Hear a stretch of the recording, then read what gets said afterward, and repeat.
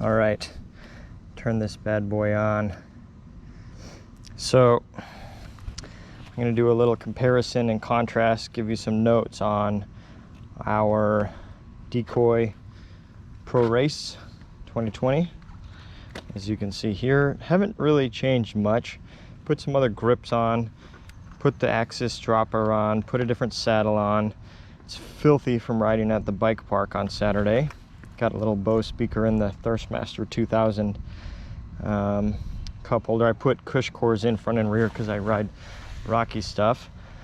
And this is my son Tyler on the base model, which is 29er front and back. The only changes we did were we had to get rid of that rear shock. It was, I don't know, what'd you think of the rear shock, Tyler? It was a piece of garbage. Every hit you would do, it would clunk out. Bottom out every time.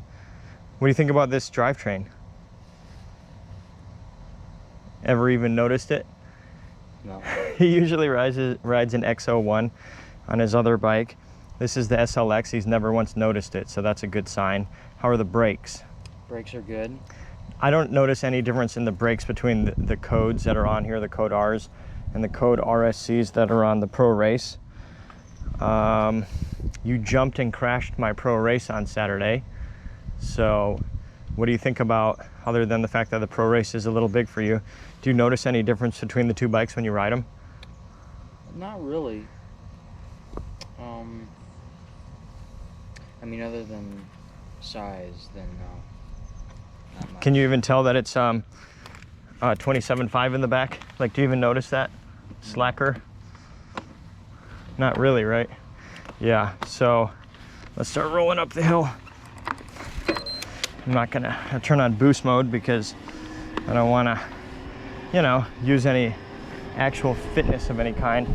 So what I'll say, because you know, Tyler weighs 120 pounds, he's an exceptional rider. He's like just so talented, fast cross-country rider, fast downhill, fast enduro, rides and races, everything, you know. He's just talented, but he's little. How tall are you now, Ty? 5'5". So you're 5'5", 100 and what pounds? 103. 103. So for him, 150 mil travel, 170 mil travel, he doesn't use it anyway. He just, you know, he jumps enormous stuff, or 20, 30 foot long jumps, no big deal at the bike park. But even still, he just doesn't use the travel. For me, 185 pounds, 5'10", I use it.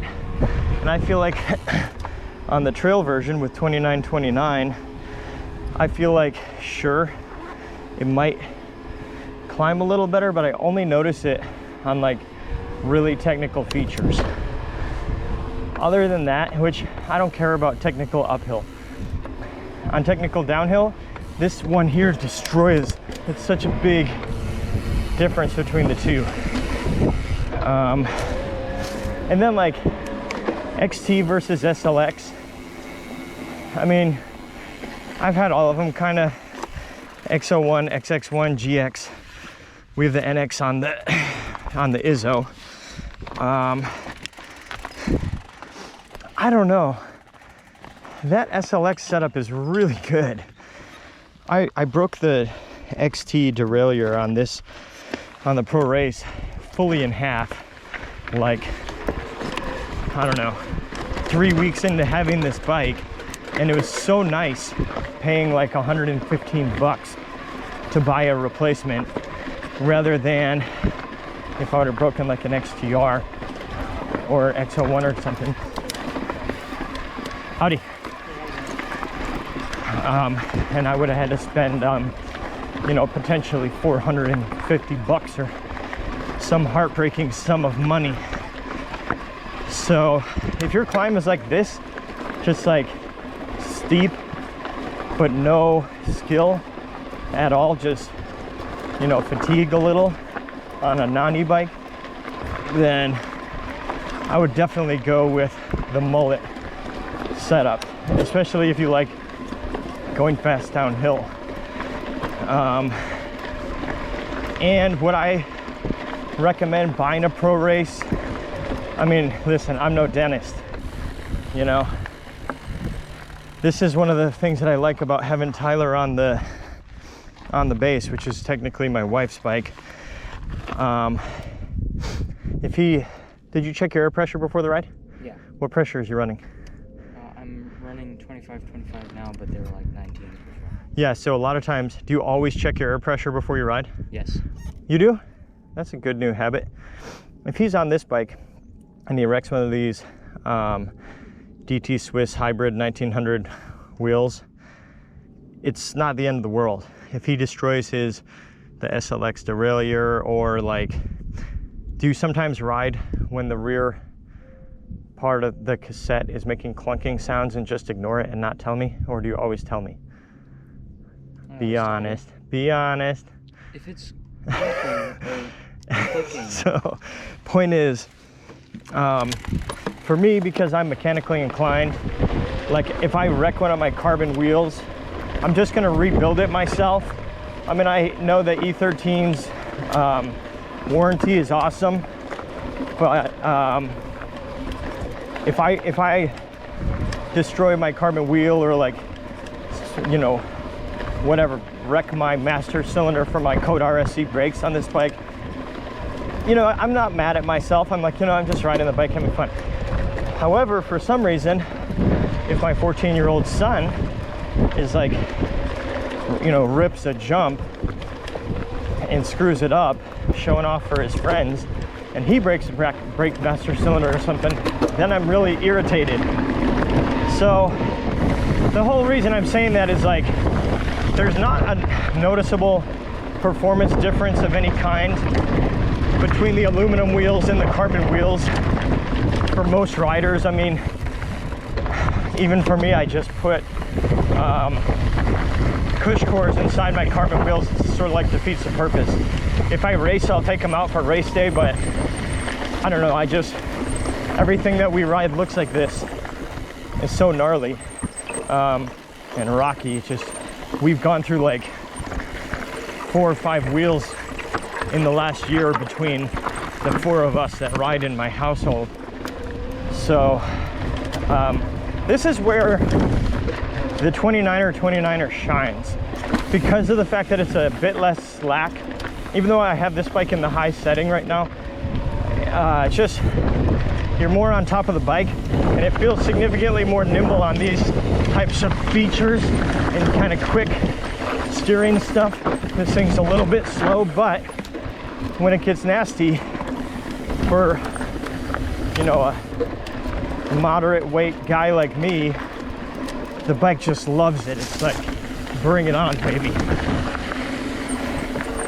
And by the way, I spent the last 2 years riding strictly 27.5s, and I've recently switched all my stuff over to 29ers with my Capra Elite 29er Izzo base model, or whatever they call it, 29er, and then this guy, Decoy Pro Race mullet 29er up front.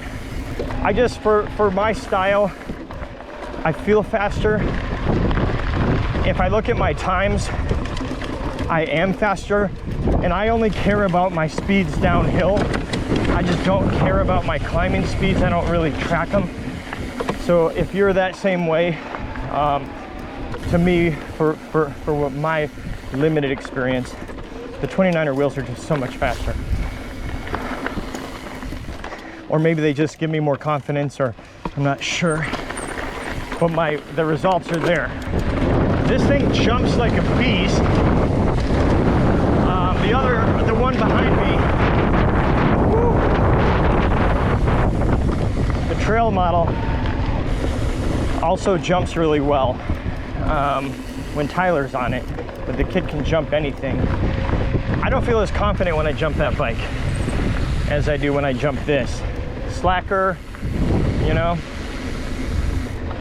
For the rear, for that X2 I put on there, I found it on, I can't remember if I bought it on Craigslist or Pink Bike. Paid 250 bucks. smoking deal. And then I ordered the mounting bushings. I think it's like a 20 and a 40, and that was, you know, 15 or 20 extra bucks. And it was just 5 minutes of work.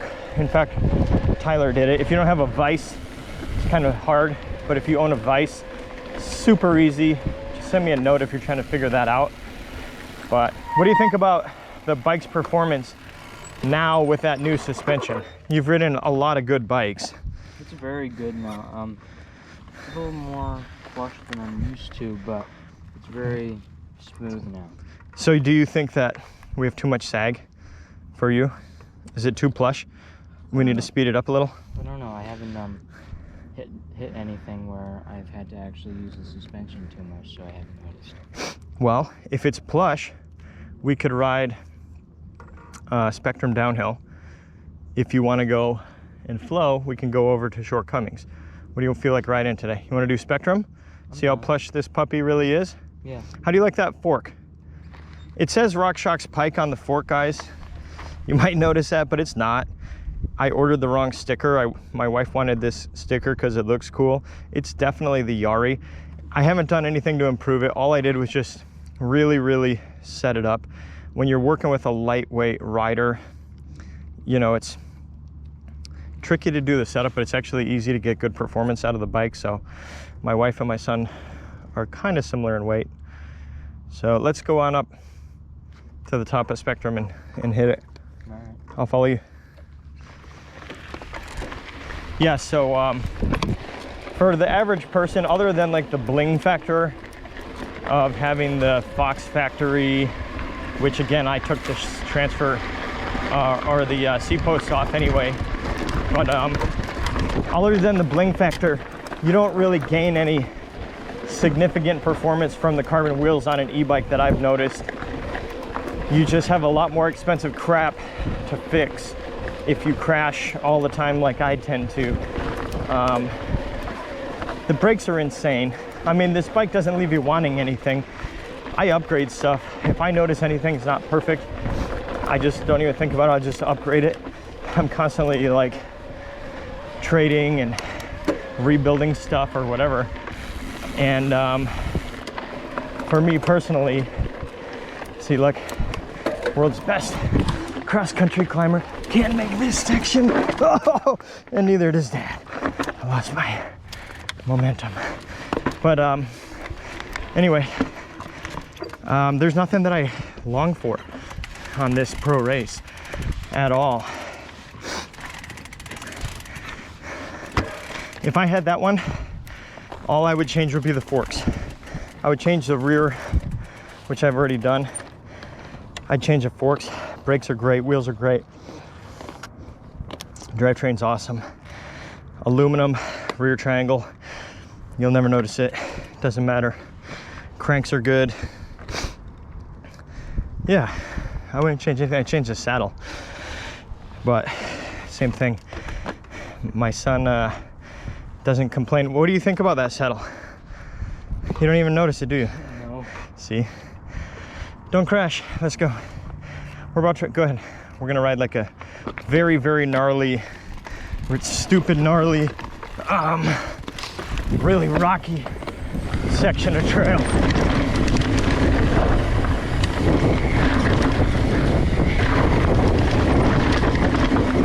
Can't see much. There we go.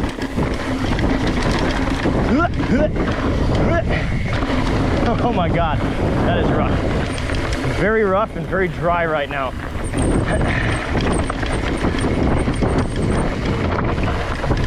Loose, fast, classic. Woo-hoo-hoo-hoo-hoo. That's good. That is good.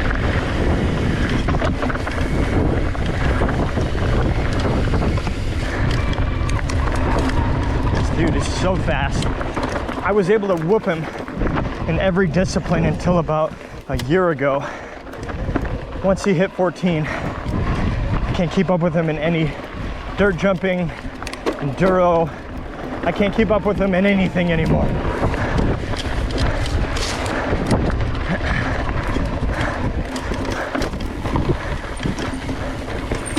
like he's so far ahead of me. Unbelievable.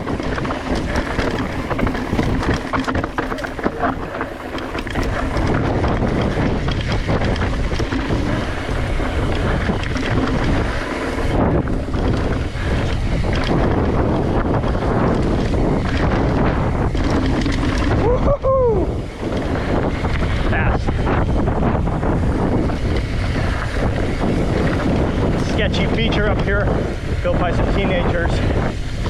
You know, the bike's heavy, but you don't notice it downhill at all. It just feels awesome. Wait for me. Did you hit that move? Oh, it's still how me and Chris left it. Well, it's blind. Go ahead, I'll follow you again. This part is ridiculously loose right now, Ty. Okay, he knows.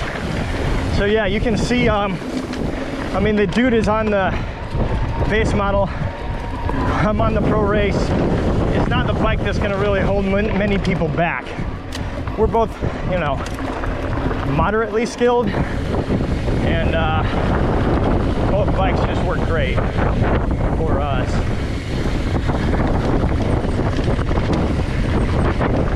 I can't see anything. Woohoo! Loose and awesome.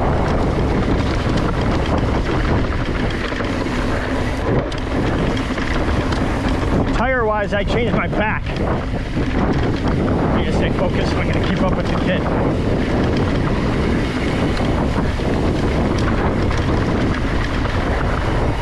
That's what it's like as a dad, you know. Spend all this time training them, and then you got to deal with it when they're better than you at everything.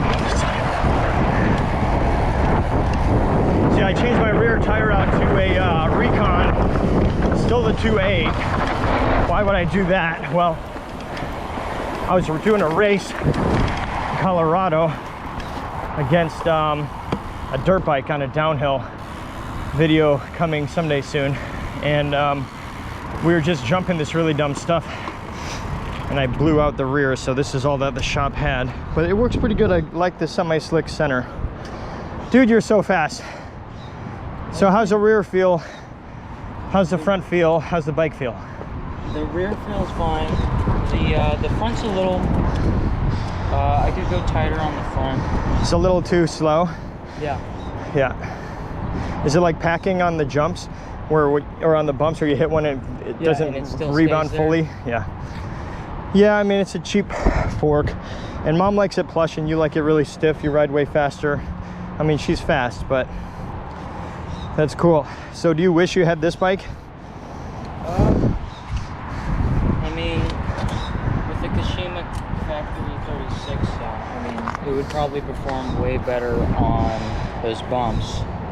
So if you had this fork, if you had a Fox 38 or a Fox 36 fork, would you change anything else on that bike? No.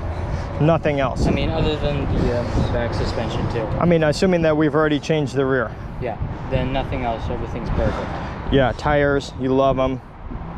Saddle, dropper. We didn't change the dropper on that. He has a Axis reverb on his Izzo. But yeah, these bikes are insane. I mean, do you feel, here's the question. If you're riding a big jump line, would you rather be on an e-bike or a non-e-bike? I feel like I want to be on my non-e-bike, but this thing still jumps really well. What do you notice when you're jumping this versus your non-e-bike? When I'm jumping on this thing, I feel way more stable in the air. It also just has a better geometry than the Giant, but not for the Izzo. They're about the same because they're both YTs. Wait till you get that new Capra. Are you excited? I'm very excited. I'm excited too. We got a Capra in a size medium because it can fit both of us. Hasn't come in yet, but we're pumped about it. Well, nice riding. You went so much faster than me, I could not keep up. I just was off the brakes because I was kind of scared of these. Scared of what? Of the front of the yeah. fork? When you grabbed the brake, it took your confidence away?